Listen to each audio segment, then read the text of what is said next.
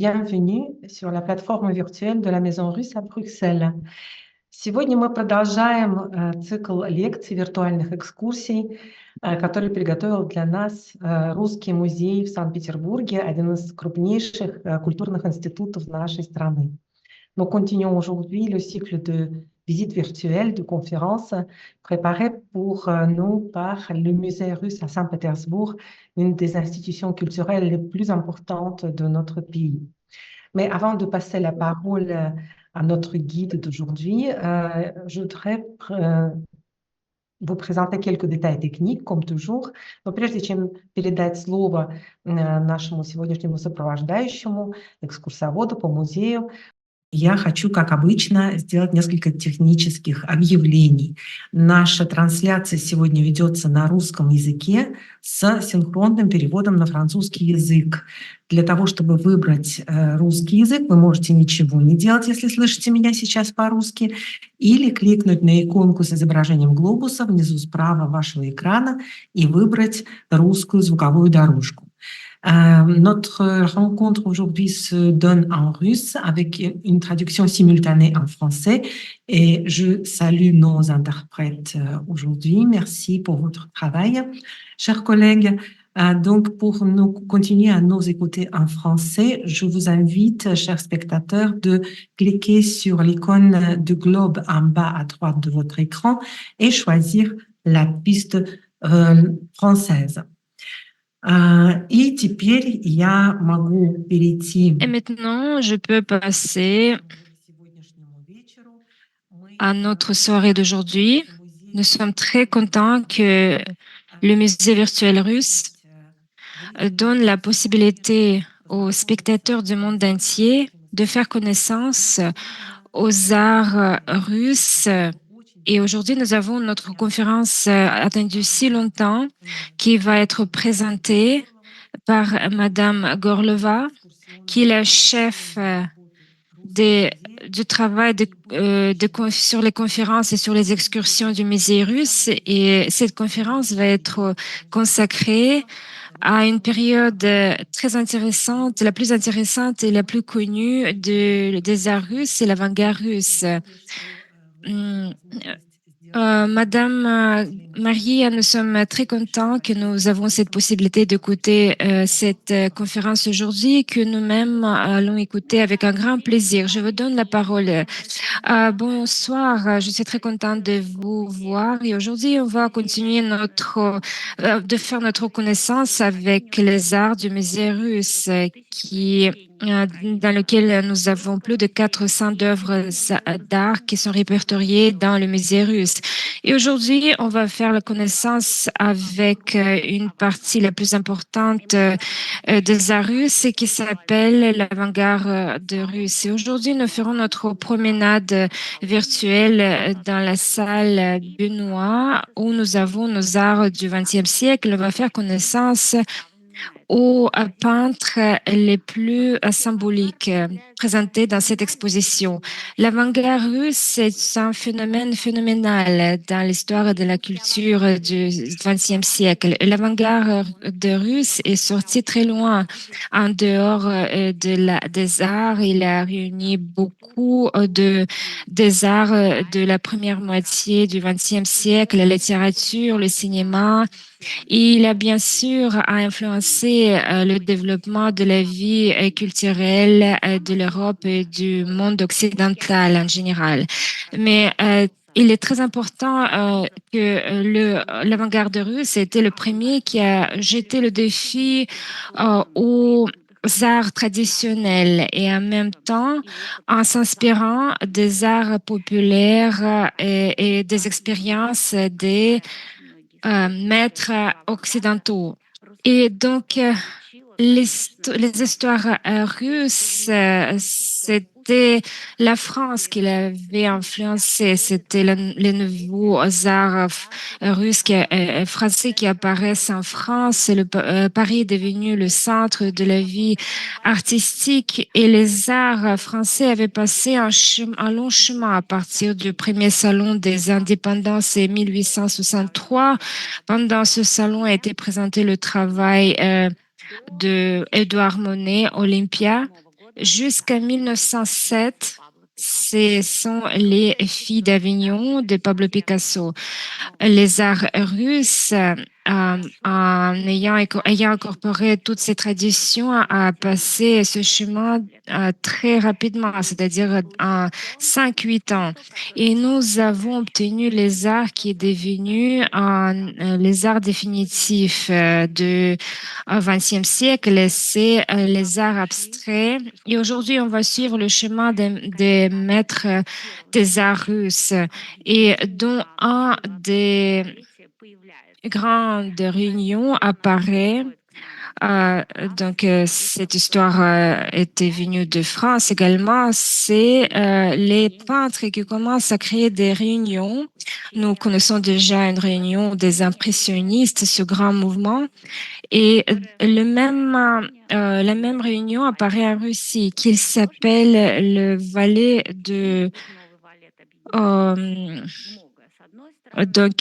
il y avait beaucoup de choses qui réunissaient ces peintres. Ils avaient tous fait leurs études dans une école des arts à Moscou, qui était beaucoup plus démocratique par rapport à l'Académie d'empereurs des arts. Il y avait Valentin Serov et Konstantin Skarovin, des grands maîtres qui sont devenus les maîtres d'Elia Mashkov, Piotr Konchalovsky, c'était Robert Falk, également Mikhail Larionov et beaucoup d'autres maîtres peintres. Ils connaissaient très bien les arts français grâce à leur voyage en France. En même temps, il y avait des expositions de peintres français et russes à Moscou, mais un rôle spécial dans la formation des peintres russes ont joué deux collections. Les collections de collectionneurs russes de Sergei Shukin et de Ivan Morozov, qui collectionnait les arts nouveaux français. Et le premier peintre qui a beaucoup influencé les jeunes peintres était Paul Cézanne. Ils ont même été appelés les cézanistes de Moscou. Ces cézanistes de Moscou ont jeté le défi à la société russe. Et donc, ils ont créé cette réunion qui s'appelait le Valet de Carreau. Ce genre de nom était associé au jargon des voyous. Et en fait, ce nom a été choisi exprès pour provoquer le public. Et cette réunion du Valet de Carreau existait pas longtemps, mais pourtant il y avait l'exposition. Et après, en 1911, cette réunion est apparue et pendant l'exposition de 1910, la peinture est apparue qui avait été créée par le peintre Ilya Mashkov qui s'appelle l'autoportrait. Et c'est le portrait de son ami le plus proche, Piotr Konchalovsky. En fait, les membres du Valet de Carreau, ils peignaient souvent les portraits des hommes. Et cette peinture est une parodie sur un portrait officiel. Nous voyons ici que ces jeunes hommes ont des bottes de lutte et Mashkov s'apprête à jouer le violon et son copain, son camarade Konchalovsky, Piotr, dans ses mains, il a les notes. Et les corps de Mashkov et de Konchalovsky sont hyperbolisés en quelque sorte. On voit bien que leurs biceps sont bien dessinés. Sur la table, on peut voir les restes du thé, peut-être soit du café. En même temps, on peut voir une bouteille. C'est pas une bouteille de jus. Et dans cette peinture, on voit quelque chose en fait, de spirituel et de corporel qui est réuni en même temps. Et malgré le fait, on peut voir non pas seulement la table avec beaucoup de tasses et la bouteille, mais on peut voir le piano ouvert avec le livre. Et un livre qui est très important pour eux, c'est bien sûr Paul Cézanne, qui est devenu la source principale de leur inspiration. Également, on peut voir ici la Bible consacrée aux arts de la Grèce antique. Et bien sûr, dans ce genre d'atmosphère, il manque que des dames.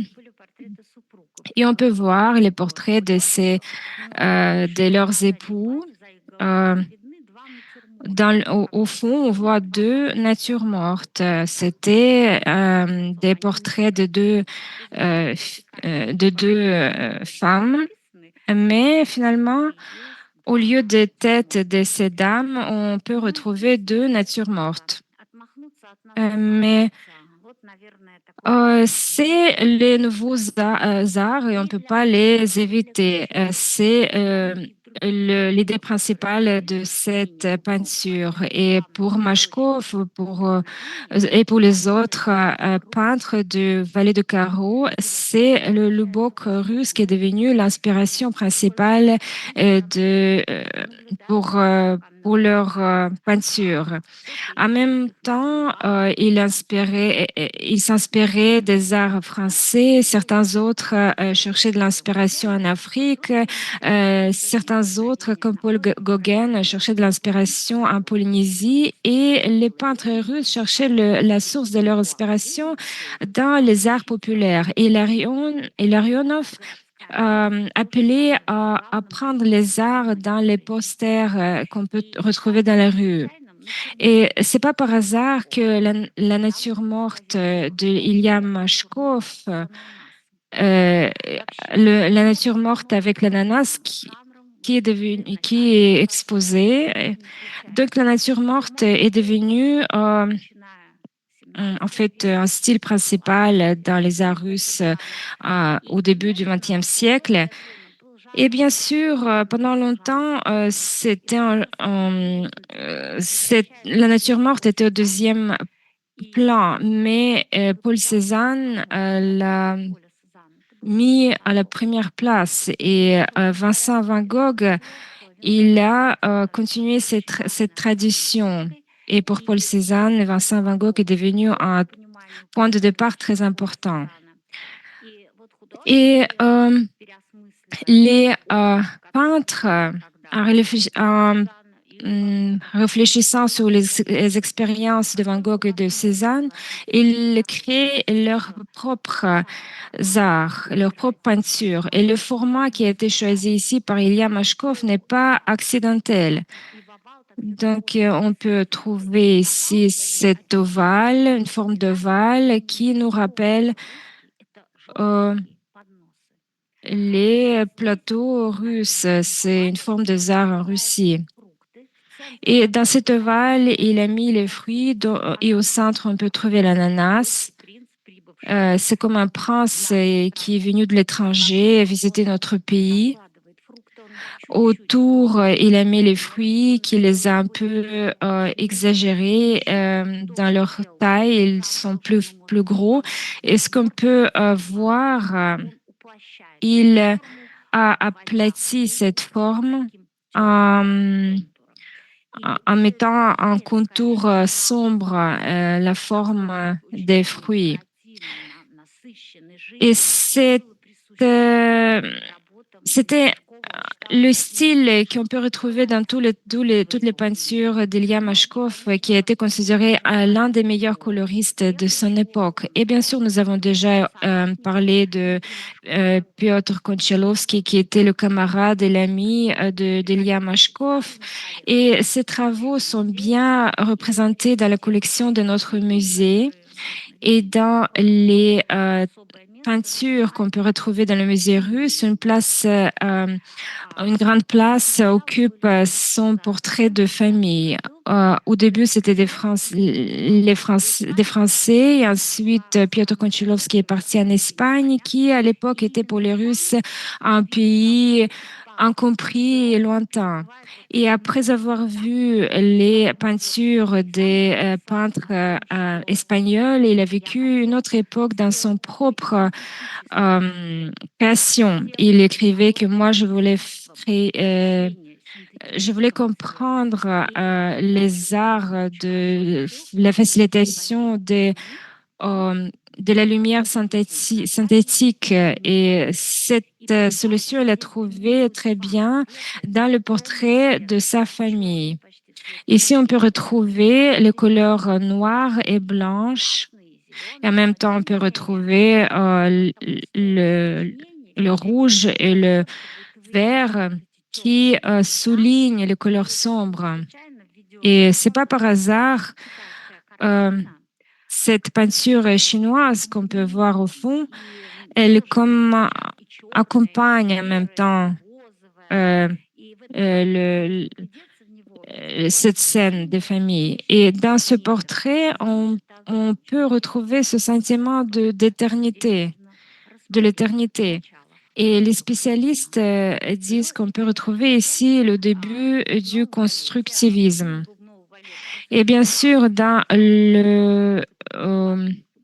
cette réunion, le carreau de vallée qui a existé peu de temps parce que les peintres voulaient travailler séparés. Et dans cette réunion, il y avait également Mikhail Ilarionov. Lui aussi était un peintre euh, ap- euh, formidable qui a parcouru son propre chemin en se cherchant dans l'impressionnisme, en allant jusqu'au futurisme. Il est devenu l'un des fondateurs de l'abstractionnisme. Pendant son époque quand il était inspiré par les arts populaires, quand il appelait à apprendre les arts en s'inspirant par les posters, il a créé une série de peintures. Euh, Lui-même, il connaissait la Provence très bien. Il est venu à Moscou de Tiraspol, c'était une ville de Provence. Donc, à Tiraspol, il avait son propre style de vie et cette vie provinciale est très touchante dans beaucoup de ses peintures. Et en même temps, Mikhail Ilarionov avait beaucoup d'humour. Et je voudrais attirer votre attention à cette œuvre chez le coiffeur. C'est un sujet très intéressant qui nous est présenté. C'est un nouveau sujet pour les arts russes de cette époque. Donc, on peut voir ici un jeune homme qui est assis dans un fauteuil et qui met très en avant son tronc. Et on peut voir ici derrière comme des coulisses de théâtre. Et en même temps, le coiffeur se plie devant cette personne assise et avec beaucoup de grâce, il maintient sa tête et il nous rappelle avec ses gestes un serveur. Et en même temps, on peut trouver des couleurs et leurs combinaisons très intéressantes. Et c'est le jaune, le rose, le bleu, toutes ces couleurs créent euh, en fait, quelque chose de euh, très spécifique, très joli. Et en même temps, il interprète l'espace d'une manière virtueuse. Donc, Larionov qui a utilisé et compris en fait l'expérience des peintres français. Il sépare de cette manière le rose du mur du bleu du plan du sol. Et bien sûr, tous les peintres voulaient laisser leurs traces dans les arts. Et souvent, ils se moquaient des arts du passé. Et dans les arts de Larionov, il existe une série de peintures consacrées aux Vénus. Nous savons que dans l'époque de la Renaissance, les Vénus, le sujet de Vénus, le sujet de la beauté était un sujet de prédilection pour plusieurs artistes. Et du coup, cette image de la Vénus russe est bien différente et créée par Mikhail Larionov. La toile se date de 1912. On voit tout de suite, bien évidemment, beaucoup d'humour dans cette interprétation en partant de l'art populaire, de l'art de Lubok, donc de cette estampe populaire. Il crée cette image tout à fait extraordinaire.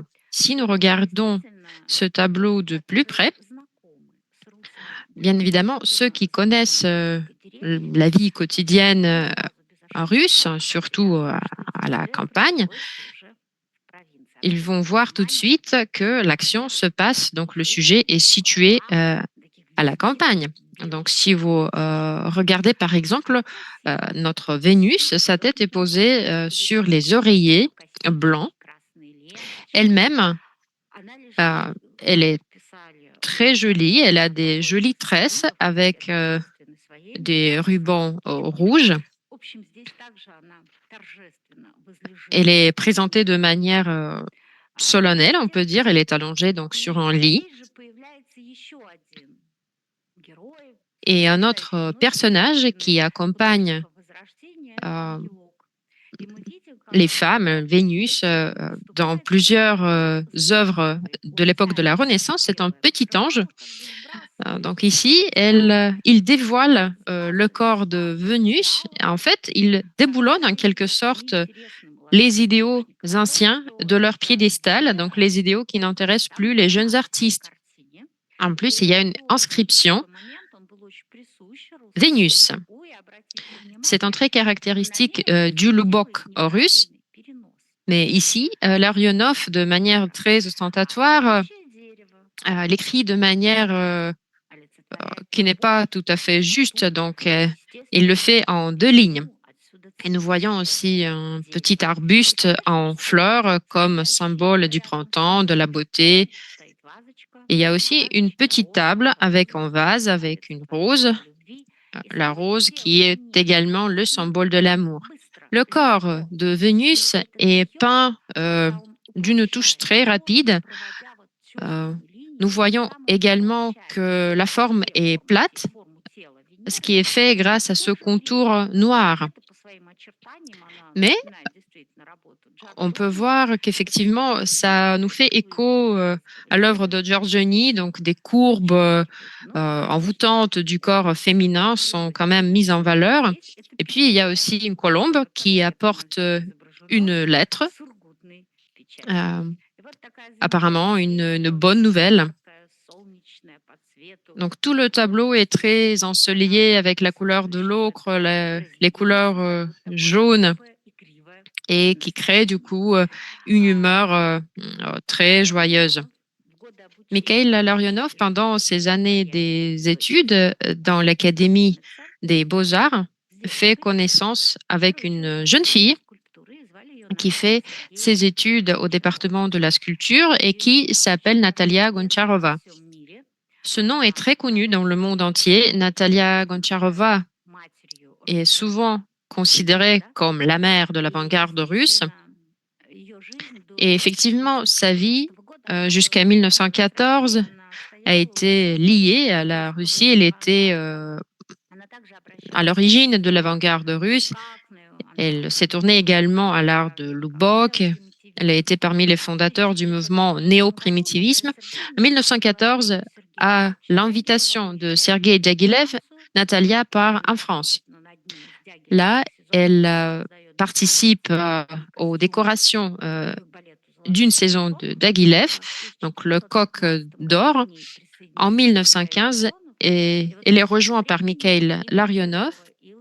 Et donc, depuis, Goncharova et Larionov restent en France, restent à Paris. C'est là où ils vont vivre jusqu'aux années 1960, donc jusqu'à leur mort.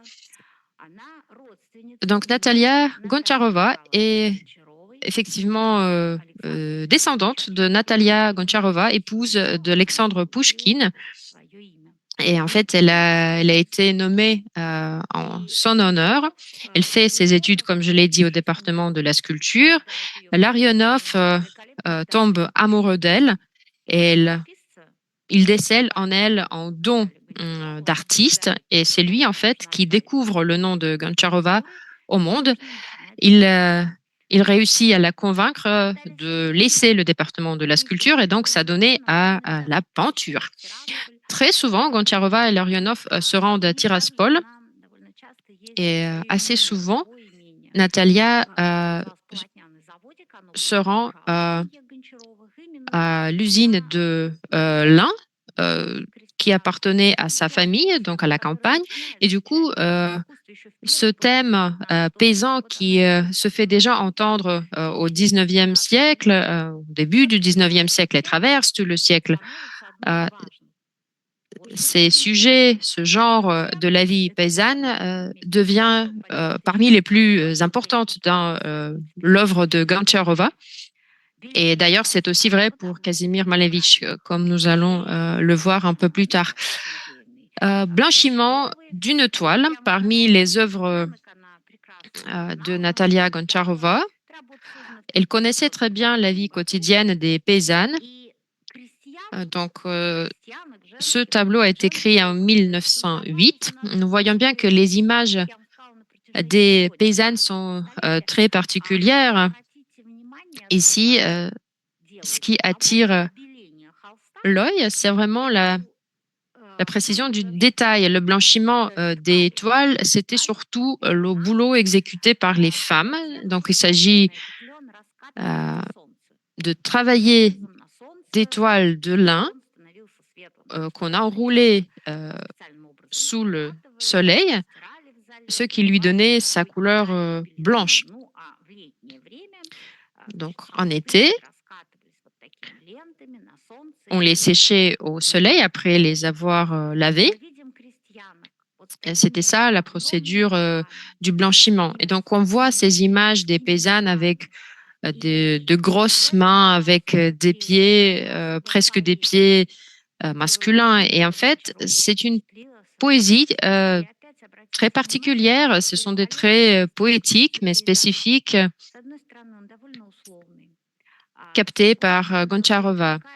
Si nous regardons le paysage, nous allons voir qu'il est assez approximatif, mais en même temps, il fait écho aux œuvres de Van Gogh, Paul Cézanne et Gauguin, bien évidemment. Gauguin comme le troisième maître qui a exercé une influence énorme sur les jeunes artistes russes. Un autre fait remarquable, ici, nous voyons bien la précision du détail de l'habit national, donc les jupes et la façon de les porter. Les jupes qui s'appelaient Paniova. Et c'est très bien rendu par Goncharova. Donc, il y a des détails qui jouent ensemble. Il y a par exemple les oies blanches, il y a aussi les robes, les chemises blanches, les fleurs. Donc, il y a aussi cette nuance très solennelle dans sa façon de peindre les paysannes. Et il y a un autre tableau qui appartient à l'étape russe de l'œuvre de Natalia Goncharova. En fait, il s'agit de 4 tableaux tétraptyques. Les évangélistes, qui comptent parmi, et à juste titre, qui comptent parmi les chefs-d'œuvre de Natalia Goncharova. Donc, nous savons qu'elle-même, elle rêvait de faire des illustrations de la Bible. Mais pour cela, il fallait donc laisser tomber toutes les commandes et donc se libérer pour un an. Et dans ces 4 évangéliste.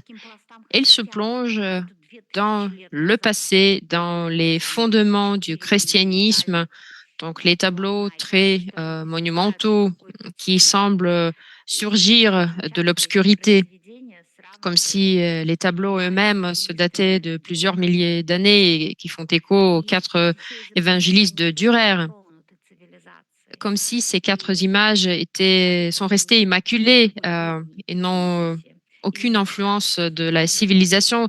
Donc, ça fait penser à l'iconographie ancienne. C'est la façon dont les paysans dans le passé auraient pu se présenter des saints. Donc, il y a les gestes, la façon de peindre les mains qui en fait fait référence à la perception populaire de Dieu et des saints. Un autre tableau par Natalia Goncharova que j'aimerais vous présenter et qui date de 1913 s'appelle Cycliste. Et donc Natalia, en cherchant sa propre voie dans l'art, sa manière à elle donc s'exercer dans différents styles avant-gardistes. Et le tableau Cycliste appartient au mouvement cubo-futurisme.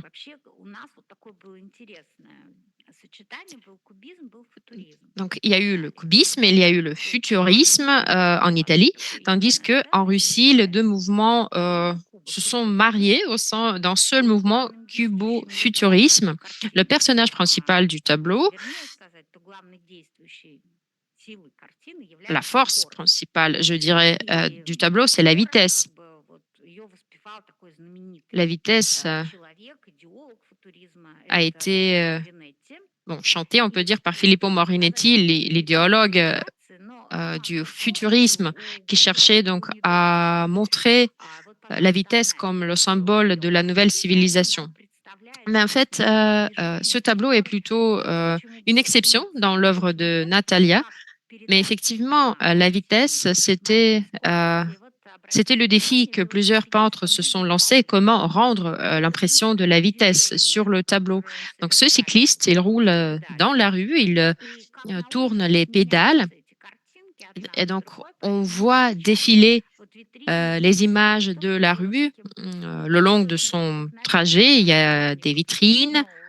Et des vitrines, d'ailleurs, ont été une source d'inspiration importante du mouvement du Valet de carreau. Et ici, on voit donc défiler les inscriptions des enseignes. Donc, il y a des chapeaux, la soie et d'autres. Et il y a des reflets du cycliste dans ces vitrines qui témoignent de son déplacement dans l'espace. Ce potentiel du mouvement est très bien rendu. Et même les embouchures de canalisation dans le trottoir sont également en mouvement. Et beaucoup de critiques d'art se rejoignent pour dire que c'est très actuel, en fait. Ça paraît très moderne. Ces images qui défilent très rapidement devant les yeux a été très bien, du coup, déjà captée par Natalia. Bon, si on appelle Natalia Goncharova la mère de l'avant-garde russe, en général, l'art russe du début du XXe siècle connaît toute une pléiade d'artistes jeunes et très talentueux. Et donc, pour la plupart, il s'agit des hommes. Mais la situation en Russie change. Encore dans les années 1890, les femmes ont eu le droit d'entrer dans l'Académie des beaux-arts, donc se former en artiste. Et du coup, au début du XXe siècle, il y a eu déjà plusieurs femmes artistes qu'on appelait les Amazones de l'avant-garde russe, Natalia Goncharova, et une autre artiste, Lyubov Popova, aussi très réputée, très connue. Lyubov Popova, qui également est sujette à l'influence de toutes les tendances qui s'intermêlent au début du XXe siècle. Donc, elle n'a pas fait ses études à l'Académie des beaux-arts. Elle a fait ses études, mais n'a pas terminé ensemble avec Mikhail Larionov l'école des beaux-arts et du coup, elle se forme en tant qu'artiste à Moscou dans l'atelier de Konstantin Lyonov, un artiste très connu. Il travaille donc à la fin du 19e, début du 20e siècle, un artiste remarquable, un très bon coloriste avec des tendances impressionnistes. Et du coup, Konstantin Yon a formé, a éduqué beaucoup de jeunes maîtres. Presque toutes les Amazones de l'avant-garde russe passent par son atelier. Lyubov Popova a pour camarade de classe Nadezhda Udaltsova, Vera Mukina, une autre artiste très célèbre du XXe siècle. Donc voilà, il fait ses études dans l'atelier de Yona. Et d'autre part, elle avait la possibilité de voyager, donc elle avait une famille bien aisée. Donc, elle se rend en France et en Italie pour étudier l'art italien classique, mais aussi l'art moderne français. Elle rentre à Moscou et travaille dans l'atelier d'un autre artiste très connu, Vladimir Tatlin, un représentant remarquable de l'avant-garde russe. Et du coup, elle s'exerce dans tous les mouvements pour aboutir au cubofuturisme, cubisme synthétique. Ayant fait connaissance avec Malevich, elle ne prend pas pourtant de goût pour suprématisme. Donc ici, le tableau s'appelle Homme, air, espace. Le tableau a été créé en 1913. Ce tableau est à moitié abstrait, donc on pense que c'est du cubisme synthétique. Ce qui est caractéristique de Lyubov Popova, elle voit le monde comme une grande nature morte. Sur ces tableaux, on sent toujours du rythme, il y a toujours beaucoup de couleurs, et il y a surtout des formes à travers lesquelles on voit naître l'espace. Effectivement, il y a aussi de l'air qui se fait sentir et la figure humaine. Et probablement parmi les œuvres les plus connues, qui fait partie des collections du musée russe, aussi par Lyubov Popova, c'est le portrait du philosophe, qui appartient également au cubofuturisme. Donc, nous connaissons plusieurs variantes graphiques, artistiques de ce portrait. Donc, à en croire l'artiste elle-même, c'est le portrait de son frère, Pavel, mais en même temps, on voit bien qu'ici, l'image du frère joue tout simplement le rôle du point de départ. Après, l'artiste crée cette image du philosophe, son frère. Il était juriste de formation. Il a fait ses études à l'université de Moscou, qui s'intéressait à la philosophie. Et remarquez sa façon de composer cette image, également pleine d'ironie. Donc, il y a des détails, sa chemise blanche, petite moustache, le chapeau, un cylindre, donc l'image composée à plusieurs facettes. Il y a aussi un petit verre dans sa main et un livre, donc un livre de philosophie. On voit bien le titre Revue Philo. Ainsi, on voit comment les artistes progressivement délaissent, on peut dire, l'image traditionnelle, l'image classique, notamment dans le genre du portrait, pour créer des œuvres tout à fait extraordinaires, créées entre autres par Lyubov Popov. Comme nous l'avons dit, il y a une autre jeune fille, Nadezhda Udaltsova, qui fait partie de l'atelier de Ion. Elle a été artiste, graphiste. Par la suite, elle va devenir professeure. Elle voyage beaucoup. Elle étudie également l'art moderne français. Et elle s'essaye dans différents genres, différents domaines de l'avant-garde. nous allons voir son tableau cubisme, qui appartient au cubisme et qui s'appelle le restaurant. Donc, si nous regardons le tableau en détail, c'est assez difficile de déceler ce qui est représenté. Mais si on regarde un peu plus attentivement, on voit une scène de ville assez typique. Donc, il y a un resto et nous voyons ce qui se passe à travers le vitre, à travers la vitrine de ce restaurant. Il y a une femme, un homme, le sujet éternel, qui se rencontrent dans un café. C'est un sujet qui apparaît déjà chez les impressionnistes français. Et donc, Nadejda reprend ce sujet. On voit bien, on entend bien le bruit de la mégapole. Et il y a toute une série d'impressions kaléidoscopiques que l'artiste cherche à rendre, mais les images de la femme et de l'homme sont très bien rendues. Elle porte un petit chapeau, lui porte un cylindre, une chemise blanche. Il s'agit probablement d'un rendez-vous sur la table. Ils ont de jolis verres. Ainsi, progressivement, on assiste à la transformation des formes parce que c'est la forme qui définit l'art du XXe siècle. Toutes les expériences de la forme lancées par Paul Cézanne et continuées par Pablo Picasso et qui trouvent leur aboutissement, si vous voulez, dans l'œuvre des artistes russes. Donc, la défragmentation de la forme en plusieurs nouvelles formes. C'est une définition la plus simple du cubisme, probablement.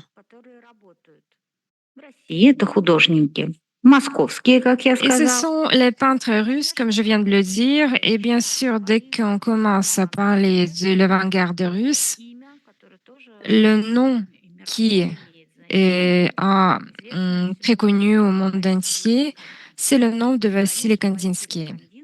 Et bien sûr, Vassili Kandinsky est considéré le père de l'art abstrait. Vassili Kandinsky arrive aux arts assez rapidement. Il a été formé à la faculté juridique et à l'âge de 30 ans, il délaisse sa carrière et commence à consacrer sa vie aux arts. Ses peintures en fait, de début sont très réalistes et après, Vassili Kandinsky n'était pas content de la formation initiale dans le domaine des arts et de ce fait, il est parti se former à Munich, pardon. Et là, il prend des leçons de Friedrich Stuck. Et même là-bas, il n'était pas content par son professeur, il n'était pas d'accord avec lui. Et d'une manière ou d'une autre, en créant des paysages progressivement, il arrive au fait que les images commencent à partir, à disparaître de ces peintures. La première peinture abstraite a été créée en 1910 approximativement. Et justement, à cette époque-là, il peint un tableau qui s'appelle Sur le spirituel dans les arts. Et donc, qu'est-ce que c'était les beaux-arts pour Kandinsky? Il croyait qu'il fallait faire un transfert entre l'extérieur vers l'intérieur. Le sujet n'intéressait pas le peintre. Kandinsky disait que la couleur, c'est juste un bouton et l'esprit, c'est le piano. Et le peintre, c'est une main qui fait vibrer l'esprit humain. Et en 1917, il a créé sa composition très connue qui s'appelle Le peigne bleu. Et 1917 est une année très importante dans l'histoire de la Russie. C'est l'année de la révolution russe et un nouveau gouvernement arrive au pouvoir et une nouvelle étape dans le développement de notre pays commence avec les bolcheviks. Et cette peinture reflète ce que s'est passé dans la société de cette époque, de ce temps-là. Et on peut retrouver des notes tragiques dans cette peinture. Et tout d'abord, ce sont les lignes déchirées qui construisent la carcasse de cette composition. On peut retrouver ici quelque chose qui nous rappelle les vagues dans une mer qui on peut y retrouver peut-être des débris d'un bateau, quelques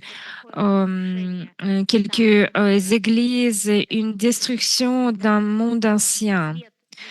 La couleur pour lui est très importante et dans toutes ces œuvres que Kandinsky va créer, la couleur jouera le rôle très important et la couleur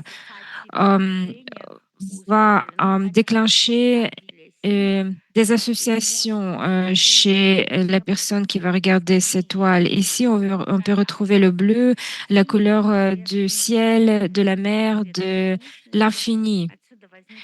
Et d'ici, on peut trouver, en fait, d'ici, on peut retrouver les débuts de Chevalier Bleu.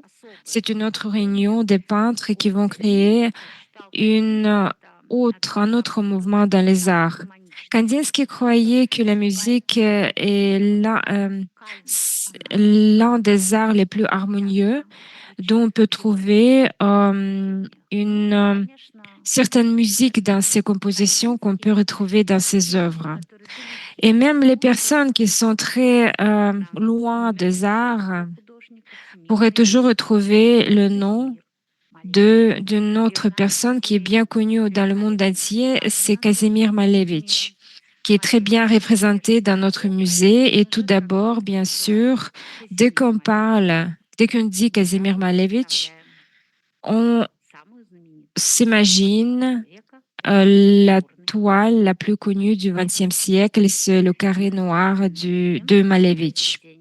Et on va retrouver cette toile de Malevich. Le carré noir est daté par la fin des années 1920. C'est sa deuxième version de sa peinture. La première version de 1915 peut être trouvée dans la collection de la galerie Tretiakovskaya à Moscou. Donc, qu'est-ce que c'est le carré noir de Malevich? Je pense que c'est l'œuvre le plus odieuse de tout le XXe siècle. Malevich a ressenti toutes les tendances à la mode existantes dans les arts de l'époque. Et pendant un certain temps, il était très proche des futuristes qui étaient venus chez nous de l'Italie avec l'idéologue Marinetti. Le futurisme était plus prononcé chez nous dans la littérature. Pourtant, en 1913, il a fait connaissance avec deux personnes. C'était le poète Kruchonik et une autre personne, un grand maître, Mikhail Matushev, peintre et compositeur. Et près de Saint-Pétersbourg, dans un village finnois, à Dacha de Matushina, comme ils ont dit eux-mêmes, il y a eu une réunion pan-russe de tous les peintres futuristes. Et pendant cette réunion, 3 futuristes qui ont participé, c'est Khrushchev, Matushin et Malevich lui-même. Et justement là, l'idée de créer l'opéra bouffe qui s'appelait La victoire sur le soleil, c'est là qu'a été née cette idée. Et ces 3 personnes talentueuses ont commencé à créer cet opéra. Donc, qu'est-ce qui était la base de cet opéra? Tout d'abord, il rejetait tout ce qui était traditionnel. Il voulait détruire ce monde avec ces stéréotypes traditionnels dans la société Il voulait détruire toutes ces valeurs traditionnelles et de créer le chaos. Et dans le débris de ce chaos, de créer de nouvelles valeurs et un nouveau monde. Et le soleil sera la plus grande valeur. Et c'est pour cette raison-là, on doit le vaincre, le soleil. Et pour cette raison, chaque peintre, chaque personne dans cette réunion comprenait de sa manière cette victoire sur le soleil. Pushkin devait également être rejeté de ces débris de l'histoire pour créer un nouveau monde. Quand l'opéra était prête, ils ont trouvé beaucoup d'impresarios, ils ont demandé beaucoup d'argent, en fait, souvent l'argent pour la mise en scène de cet opéra. Mais personne ne comprenait en fait l'idée de cet opéra parce qu'il parlait de bouffe. Les bouffes, c'était les personnes qui voulaient euh, en fait travailler, vivre dans des situations très difficiles. Et comme il n'y avait pas d'argent pour la mise en scène de cet opéra, il y avait très jeunes artistes qui voulaient jouer. Et comme ils n'avaient pas assez d'argent à payer, souvent au milieu de l'opéra, les jeunes artistes partaient.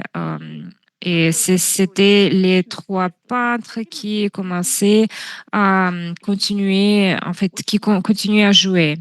Et finalement, ils ont compris comment ils pouvaient vaincre le soleil qui représentait un disque rouge. Et de cette manière, Malevich a compris sur ce disque rouge, on peut mettre le carré noir dessus. Et un an après, il va créer son carré noir. Et c'est ainsi que l'œuvre le plus grand du XXe siècle a été née. Malevich a expliqué lui-même son œuvre. Il a dit que c'est le début et c'est la fin. C'est l'icône de mon temps. C'est 1914, là où le monde avait complètement changé.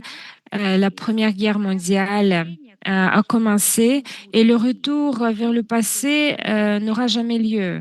La vie continue. On peut expliquer le carré noir de différentes manières, mais en effet, c'est un carré noir qui n'arrête pas de bouger sur le champ blanc et ce mouvement continu, infini, c'est cela qui est créé Malevich. Et on vient dans ce monde euh, d'un monde noir et un jour on devrait quitter ce monde pour partir dans ce monde sombre et on peut ainsi expliquer ce qu'il avait dit Malevich que c'est le début et la fin. Et si on mélange toutes les couleurs, on obtient la couleur noire. Bien sûr, Malevich va créer son propre mouvement qui s'appelle le suprématisme, dans lequel les figures géométriques seront très importantes. C'est dans ces figures, Malevich va trouver le sens le plus important et va dire que ces figures géométriques sur le champ blanc continuent leur mouvement infini dans l'espace.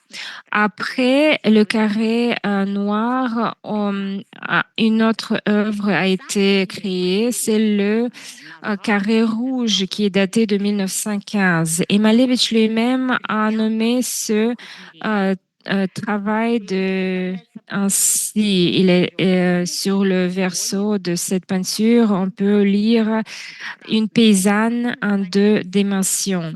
Donc, ce carreau rouge a été exposé en 1915 et pendant l'exposition même, il a trouvé un autre nom, le réalisme pictoresque de la paysanne en deux dimensions.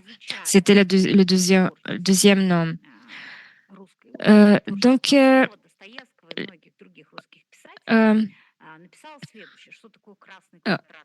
Donc, on a expliqué ce que c'est le carré rouge de Malevich. On a comparé le carré rouge de Malevich avec l'œuvre de Lev Tolstoï. Il dit que dans une nouvelle de Tolstoï, il y avait Fyodor, le personnage qui s'ennuyait beaucoup dans une chambre parce que cette salle-là dans laquelle il s'ennuyait, elle était de forme carrée. Il y avait une seule fenêtre avec des stores en fait rouges avec des euh, donc, c'est ce carré rouge et ces carrés noirs donnent naissance au suprématisme et la structure de la création du monde est exprimée par des formes simples et géométriques qui bougent sur un espace blanc. Ils bougent en continu à l'infini dans ce champ blanc. Et cette œuvre, on peut voir ici, maintenant, c'est une des compositions suprématiques créées par Kazimir Malevich.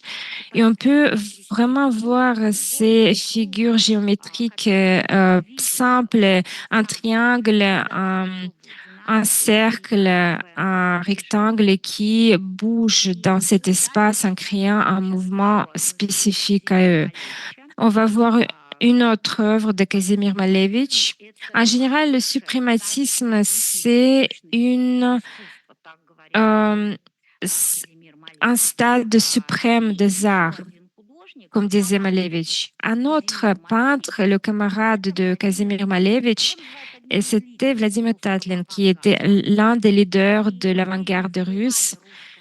Et la dernière conquête de l'avant-garde russe dans la période d'avant la guerre liée aux œuvres de Vladimir Tatlin parce qu'il était très ami avec Kazimir Malevich. Et en même temps, à un certain moment, leurs chemins se sont séparés après une dispute. Donc, pourquoi ce peintre est connu? C'est parce que il établit une nouvelle époque dans le développement de nos arts, non pas seulement de nos arts, mais des arts mondiaux. Quand il est ressorti des limites des, euh, des, des arts et est sorti dans la troisième dimension. C'était ainsi établi le début du constructivisme. Et les œuvres de Tatlin sont très rares dans les collections des musées, mais en même temps, elle est considérée l'un des pionniers de l'avant-garde russe. Quand il commence son chemin artistique, il ressentit l'impact en fait, l'influence de Larionov sur ses œuvres. Mais ensuite, il a rencontré Kazimir Malevich. Et comme je vous l'ai dit, l'avant-garde a été née à Moscou. Le printemps de 1915, toutes ces forces d'avant-garde déménagent de Moscou à Saint-Pétersbourg, parce qu'il y avait deux expositions qui ont été organisées, dont la première s'appelait le tramway V et l'autre 010, c'était le nom. Et sur cette dernière, Tatlin représente son contre-relief qu'on voit à l'écran et on voit cette facture, une combinaison de matériels différents et son désir d'en finir avec l'étoile, on peut y retrouver ici. Il peut découvrir les possibilités de tous les matériels qu'il a utilisés et cette flexibilité et la raideur nous donnent le sentiment de liberté avec une tension en même temps. Et ces choses qui normalement sont impensables à réunir sont combinées dans le relief de Vladimir Tatlin. Et comme en même temps, il était un concurrent avec Kazimir Malevich, dans les années 20, Malevich, il arrête de créer des peintures, il crée des tractats, des manifestes. Et pendant très longtemps, Kazimir Malevich, il y a eu des mauvaises relations avec les administrations qui s'impéraient tout le temps. Il était même arrêté. Et dans les années 20, un autre mouvement qui s'appelle le réalisme social a débuté. Et même au début des années 20, nous retrouvons une nouvelle réunion qui remplace l'avant-garde. C'était le réalisme. Et nous retrouvons cette grande association de peintres de la Russie révolutionnelle.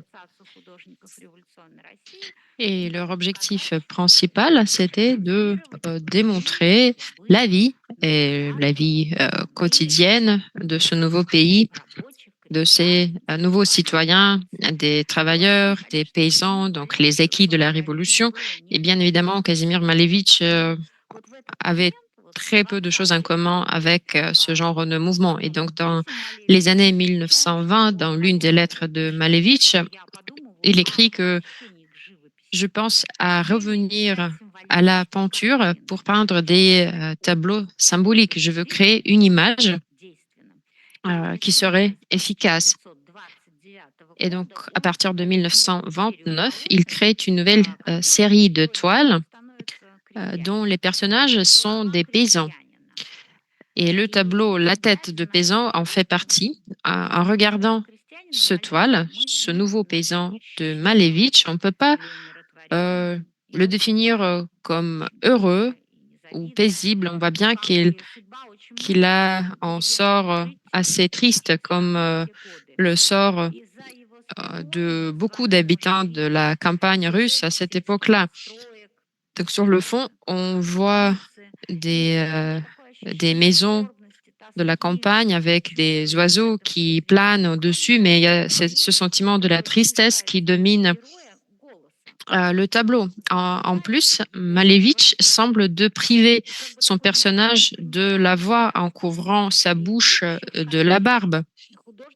Et dans les tableaux qui vont suivre, ces personnages seront encore plus dépersonnalisés. Donc, à la place des visages, il n'y a que des ovales, des formes ovales vides. Donc, ayant parcouru ce long chemin, Kazimir Malevich revient au réalisme bien peu de temps avant sa mort en 1933. Il exécute son dernier autoportrait. Il y en avait plusieurs. Et donc le dernier, plusieurs critiques d'art y voient beaucoup de messages cachés, beaucoup d'énigmes. Mais la chose la plus évidente qu'on peut déceler tout de suite, c'est l'image d'un petit carré noir dans donc le coin à droite en bas. C'est là où normalement les peintres posent leur signature. Donc c'est la façon de signer les tableaux de Malevich.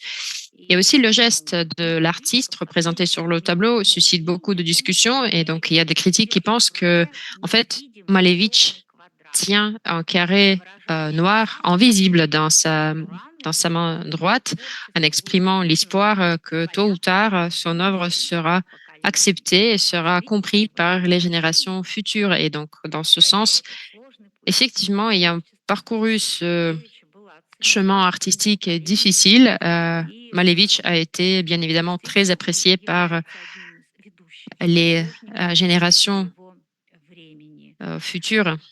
Et c'est l'une des figures de phare de son époque. Donc, ayant traversé cette étape de l'absence de figurabilité, il revient au réalisme. Peu de temps avant sa mort, il s'est rendu à Venise. Donc, il voit l'art de la Renaissance italienne et il écrit qu'il n'y a rien de plus beau. C'était aussi d'ailleurs le sort de plusieurs élèves de Malevich, donc ayant fait cette expérience avant-gardiste, revenir au réalisme. Bon, mais nous allons plus loin. L'une des élèves de Kazimir Marevich, Olga Rozanova. Sa vie a été très courte, donc elle est morte à l'âge de 32 ans. Elle, a, elle avait sa propre manière à elle de créer ses tableaux. C'est aussi le style de suprématisme, mais un petit peu différent du fondateur du style Kazimir Malevich. Donc, ses compositions euh, non figuratives, c'est une autre page. Donc, en parlant elle-même de ses tableaux, elle parlait de la peinture de couleur, et c'est la couleur qui devient le sujet principal de toute son œuvre. L'un des tableaux importants, c'est le bureau, s'appelle Bureau.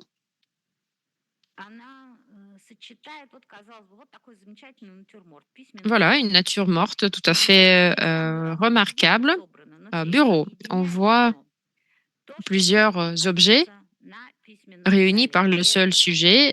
Tous ces objets pourraient se trouver sur la surface d'un bureau. Donc, il y a un livre, il y a des feuilles de papier, des textes, il y a une règle.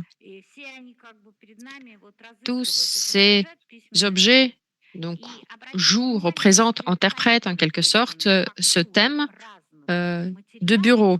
Et faites bien attention à sa façon de rendre différentes factures des objets posés sur la table. Et c'est la couleur, encore une fois, qui réunit toutes les surfaces. On voit bien, encore une fois, le carré noir, on voit bien un rectangle rouge et le fond verdâtre qui réunit l'ensemble des objets. Olga Rozanova est une artiste particulière qui tient une place à part dans l'histoire de l'avant-garde russe. Donc, en s'adonnant à la couleur, ayant cette passion pour la couleur, il dit que l'art non figuratif est né par l'amour de la couleur. Et je pense que ce tableau est probablement la meilleure illustration de cette thèse. Donc, son amour pour le monde des objets, mais aussi pour le monde de la couleur, qui joue son rôle très important ici. Donc, pour vous citer un autre nom de l'avant-garde russe, également très connu en Russie comme à l'étranger, je vais vous citer Alexandra Exter, qui a laissé une trace très remarquable dans l'art russe, pas seulement en tant qu'artiste, mais après la révolution de 1917, elle travaille également beaucoup pour le théâtre en créant des costumes, des décorations. Alexandra Exter s'essaie également dans le domaine de la mode, donc en créant des esquisses des costumes de l'époque. Tout comme Rozanova, Exter expérimente avec le genre de la nature morte. Il y a la nature morte classique avec un certain fond et une certaine image sur ce fond. Ici, on voit l'unité de la matière. Il est impossible de la dissocier et de voir où est le fond et où sont les objets représentés. Ce qui importe pour Exter, c'est cette vibration de la couleur. Donc, en regardant plus en détail cette nature morte, nous voyons par exemple un élément jaune. Ça pourrait être des morceaux de citron. Puis, nous voyons les couleurs rose, pourpre. Ça pourrait être des fleurs, des fruits ou des légumes. Tous ensemble, ça fait penser à une application. Un vase, une assiette, un plateau n'ont pas de volume quant elles, donc il n'y a pas d'ombre, il n'y a pas de lumière tombante mais il y a une sorte d'assiduité soulignée par Alexandra Exter. Parmi les maîtres de l'avant-garde, une place à part est bien évidemment réservée à Pavel Filonov et c'est le musée russe qui possède la plus grande collection de son œuvre. En 1914, ensemble avec ses camarades, Filonov a rédigé un manifeste. Donc, il était à l'origine de l'art dit analytique. Donc, Pavel Filonov fait la propagande des tableaux faits, confectés. Donc, il pensait que dans l'art, tout se développe comme dans la vie, du détail, d'une partie, vers l'ensemble. Dans chaque mouvement, l'artiste crée un atome de la nouvelle matière, grâce à quoi tout ce qui est inventé sur le toile pousse organiquement comme le résultat de cette méthode analytique dans l'art. Donc, il donne naissance à une composition très complexe où tous les éléments sont interconnectés. Et donc, parmi les premiers tableaux faits de cette manière, s'appelle Famille de paysans ou la Sainte Famille. Sur ce tableau, donc, il peint la Sainte Vierge, Joseph, le petit Jésus entouré par les animaux, les fleurs. Ces figures font écho également à l'art populaire, donc des personnages de l'image de Lubbock. Donc, comme les autres avant-gardistes, ils s'inspirent par l'art populaire. Et un autre tableau de Filonov qu'on aimerait vous présenter ce soir s'appelle La formule du printemps. Et si, bon, dans la Sainte Famille, on voit bien quand même des images, des figures, sur ce deuxième tableau, ce n'est plus le cas. Filonov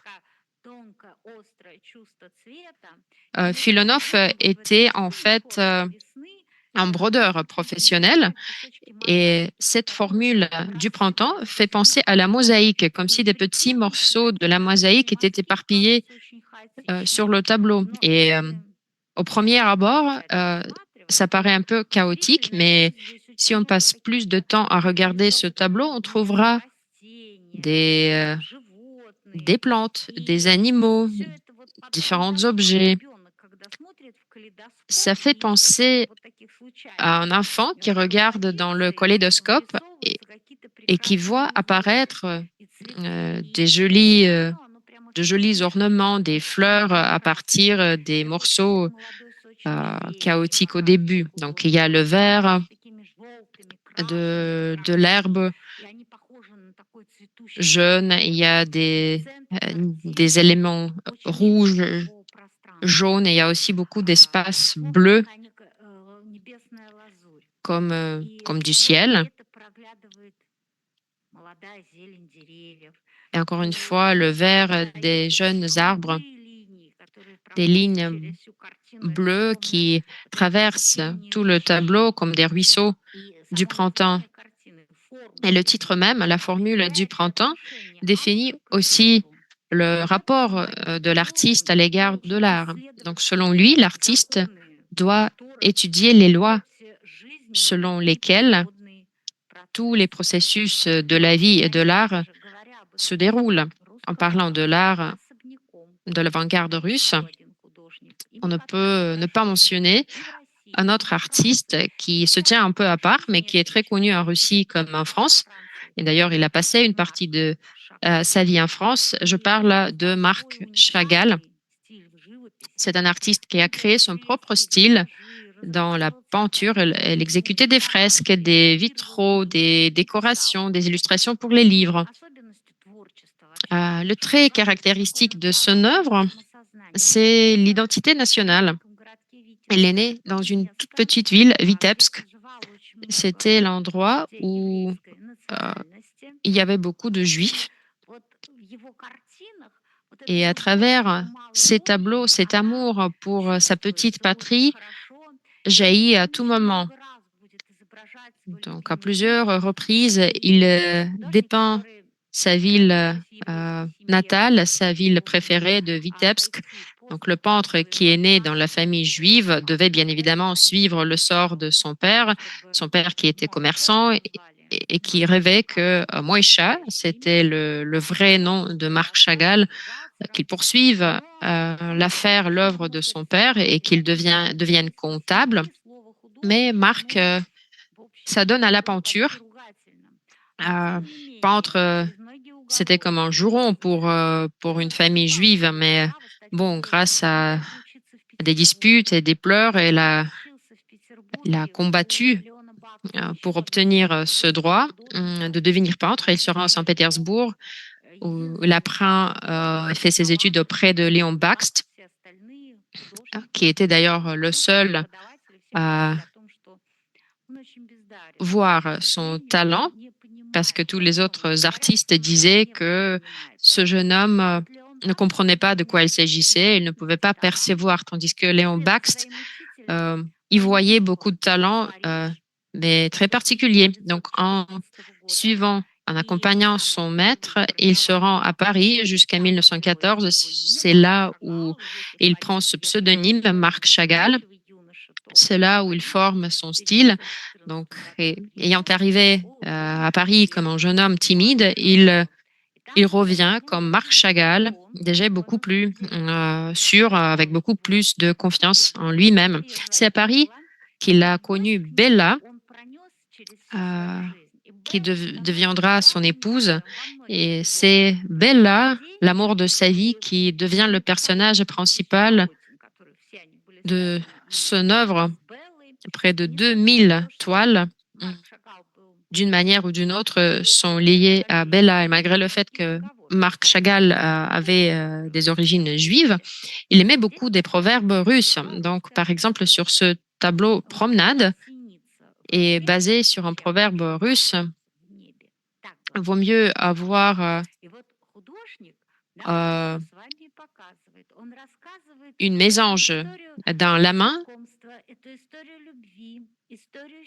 comme on dit, que en grue dans le ciel. Donc voilà, le tableau nous raconte l'histoire d'amour qui se promène à la périphérie d'une petite ville. C'est encore Vitebsk.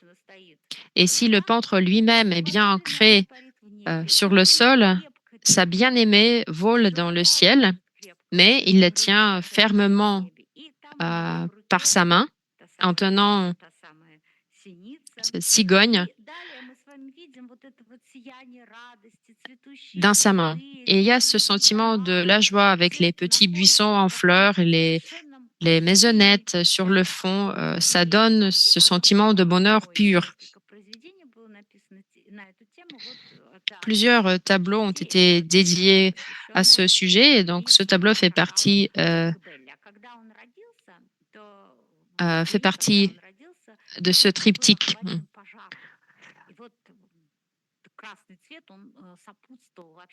Le jour où Marc Chagall est né, la ville a été prise d'un incendie. Et en fait, la couleur rouge va l'accompagner tout au long de son parcours artistique.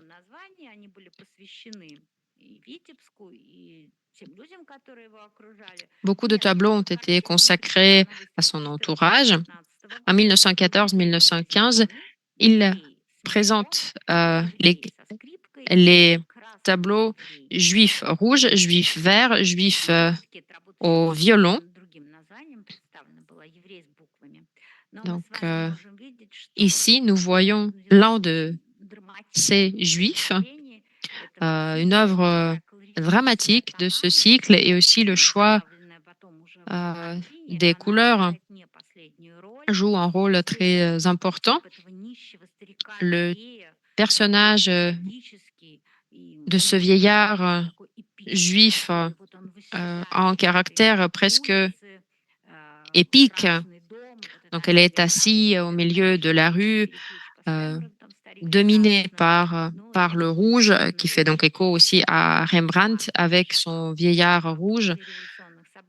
Après la Révolution, Marc Chagall, au début des années 1920, Marc Chagall quitte la Russie et donc ensuite, il passera sa vie en France et dans d'autres pays européens. Voilà, je pense que nous avons fait aujourd'hui le tour d'horizon des œuvres majeures qui font partie de la collection du musée russe. Notre conférence touche à sa fin. Je vous remercie pour votre attention. Si vous avez des questions, n'hésitez pas. Je vous remercie.